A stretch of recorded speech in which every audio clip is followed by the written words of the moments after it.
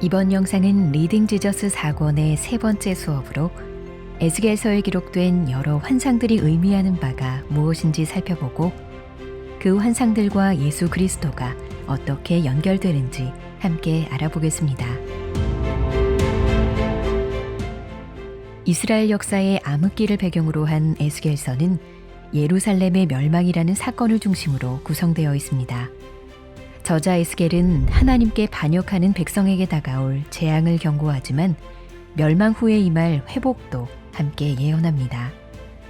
에스겔서의 전체 구조와 내용을 크게 나누어서 살펴보겠습니다.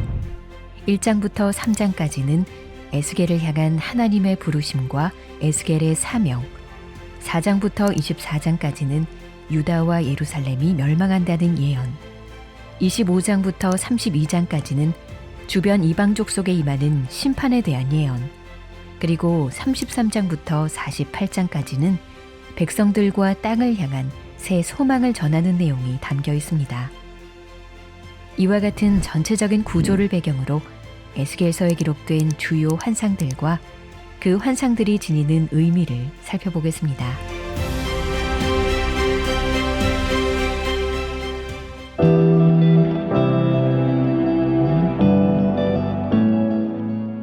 에스겔서도 다른 선지서들처럼 한 인물이 선지자로 부름받는 장면으로 시작합니다. 에스겔은 바벨론에 잡혀간 백성들과 함께 그발 강가에 지내던 중 하나님의 부르심을 받습니다. 이스라엘 백성이 본래 살던 땅이 아닌 추방되어 잡혀온 바벨론 땅에 하나님의 말씀이 임했다는 사실은 눈여겨볼 부분입니다. 당시 사람들은 신들의 영향력이 땅과 밀접하게 연결되어 있다고 생각했습니다.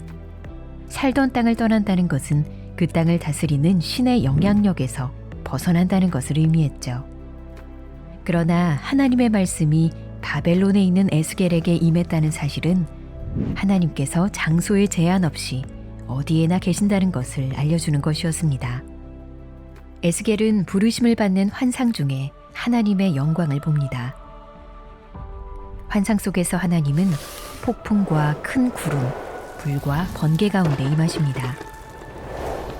이 환상에서 나타나는 이미지들은 창세기를 연상케 합니다. 폭풍은 창조 때 하나님의 영이 수면 위를 운행하신 것과 노아 홍수 때 물을 말리기 위해 보내신 바람을 상기시키고, 생물의 머리 위에 있는 궁창은 창조 때에 나타난 궁창과 연결됩니다. 하나님의 광채가 비 오는 날 구름 사이에 나타난 무지개 같다는 것도 노아 홍수가 끝난 후의 장면을 연상시키죠. 이렇듯 창세기에 나타난 이미지들은 에스겔서의 원독자들로 하여금 자신들의 상황을 창세기에 빗대어 바라보게 했을 것입니다. 에덴 동산에서 쫓겨났던 아담과 하와 이야기, 홍수 심판 이후 회복을 기다렸던 노아 이야기가 포로로 있었던 이들에게는 결코 멀지 않게 느껴졌을 것입니다. 폭풍이 밀려오지만 그 가운데 무지개와 같은 하나님의 영광이 비치고 있다는 사실은 흑암 중에서도 한 줄기 소망의 빛이 있음을 보여줍니다. 예루살렘에 폭풍 같은 심판이 임하지만 하나님께서는 그분의 백성들을 다시 회복시키실 것입니다. 에스겔이 부르심을 받는 가운데 보았던 환상은 앞으로 하나님께서 행하실 일들에 대한 밑그림과 같은 것이었습니다.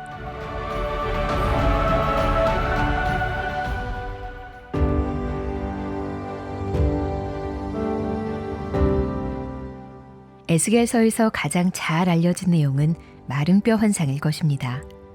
에스겔은 환상 속에서 바벨론에 있는 골짜기에 뼈가 가득한 것을 봅니다. 이 골짜기는 죽음의 장소로 완전한 멸망을 의미합니다.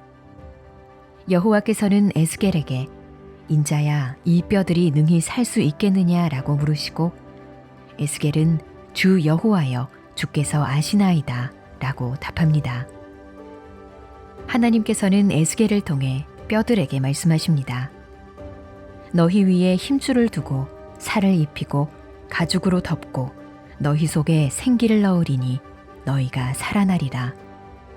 에스겔이 하나님의 말씀을 대언하자 그 말씀대로 뼈들이 서로 연결되고 살과 가죽이 덮였습니다. 그러자 이번에는 하나님께서 생기를 향하여 말씀하십니다. 생기야, 사방에서부터 와서 이 죽음을 당한 자에게 불어서 살아나게 하라. 에스겔이 생기에게 하나님의 말씀을 대언하자 그들에게 생기가 들어가고 곧 살아나 극히 큰 군대를 이룹니다. 이 뼈들은 소망 없는 상황에 처한 이스라엘 온 족속을 의미합니다. 하나님께서는 마른 뼈와 같은 그들을 살리시고 회복시키시길 원하십니다. 그들에게 새 생명을 주시고 죽음의 골짜기에서 건져주시죠. 그리고 에스겔을 통해 이렇게 선포하십니다. 내 백성들아, 내가 너희 무덤을 열고 너희로 거기에서 나오게 한즉 너희는 내가 여호와인 줄을 알리라.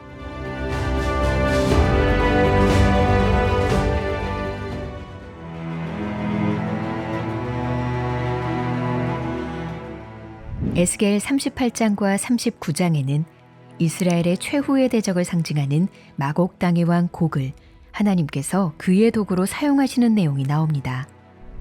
하나님께서는 에스겔을 통해 곡에게 말씀하시기를 그가 이끄는 동맹국들과 함께 무장해서 이스라엘을 치라고 명령하십니다. 이스라엘을 대적하여 공격해오는 곡의 군대와 그의 연합군은 마치 구름이 땅을 덮음같이 큰 무리로 묘사되죠.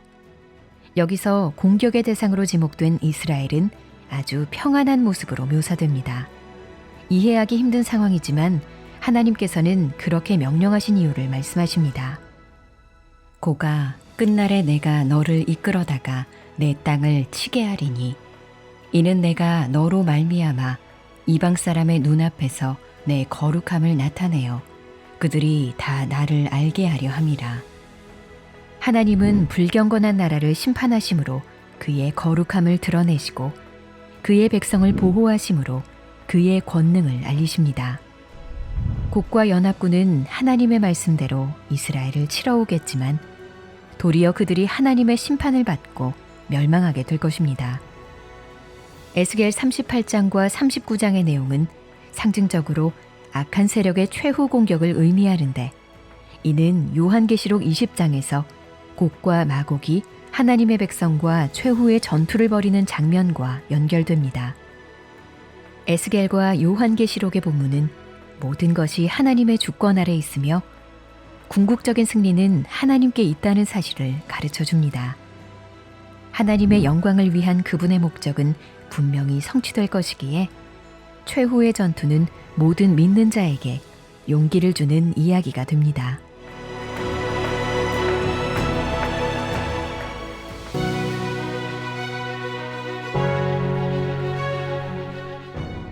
에스겔 40장부터 기록된 새 성전에 관한 내용들은 새 하늘과 새 땅의 새로운 질서를 보여줍니다. 37장에서는 이스라엘의 새 창조를 보여주고 38장과 39장에서 종말론적 전투를 다룬 후 40장 이후부터 새로운 질서가 나타나는 것을 보여주죠. 에스겔은 하나님께서 주신 이상 가운데 성읍과 같은 것을 보는데 그 중에서도 높은 담으로 둘러싸인 새 성전을 봅니다. 안과 밖을 구분하는 담은 거룩한 성전과 성전 외부의 부정한 것 사이에 경계가 되는데 에스겔의 환상 속에서 이 담이 아주 높았다는 것은 성전이 부정함으로부터 완전히 차단되었다는 것을 의미합니다. 그 후에 에스겔은 하나님의 영광이 성전으로 들어와 성전을 가득 채우는 광경을 보고 하나님의 거룩하심과 위엄 앞에 얼굴을 땅에 대고 엎드립니다. 또한 에스겔은 성소 문지방에서 흘러나온 물이 번제단의 남쪽으로 흘러나가고 성전 밖으로까지 흘러가는 것을 봅니다. 문지방 밑으로 스며나오는 미약한 물은 곧 사람이 능히 건널 수 없는 깊은 강을 이룹니다. 이 강은 신선한 생수의 근원일 뿐 아니라 죽은 것을 살리는 생명의 강이기도 합니다. 이 생명수를 통해 새롭게 회복된 땅은 이스라엘의 각 지파에게 다시 분배됩니다. 이처럼 에스겔서는 하나님의 백성과 땅을 향한 회복의 소망을 전합니다. 하지만 에스겔이 보았던 환상들의 궁극적 성취는 장차 오실 이를 통해서 이루어질 것입니다.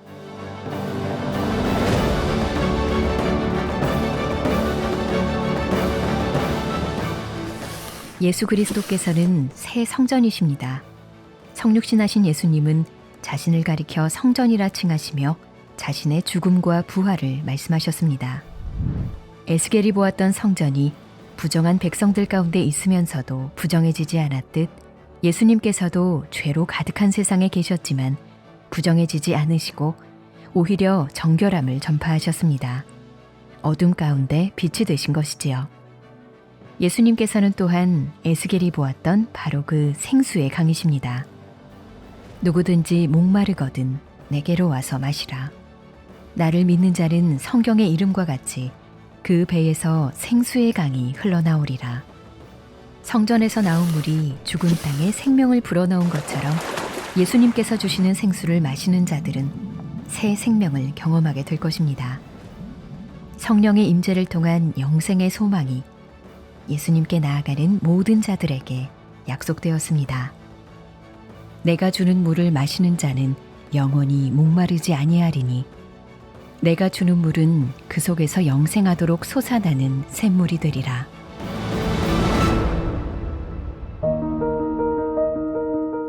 다음 영상은 리딩 지저스 4권의 네 번째 수업으로 다니엘서를 함께 공부하겠습니다.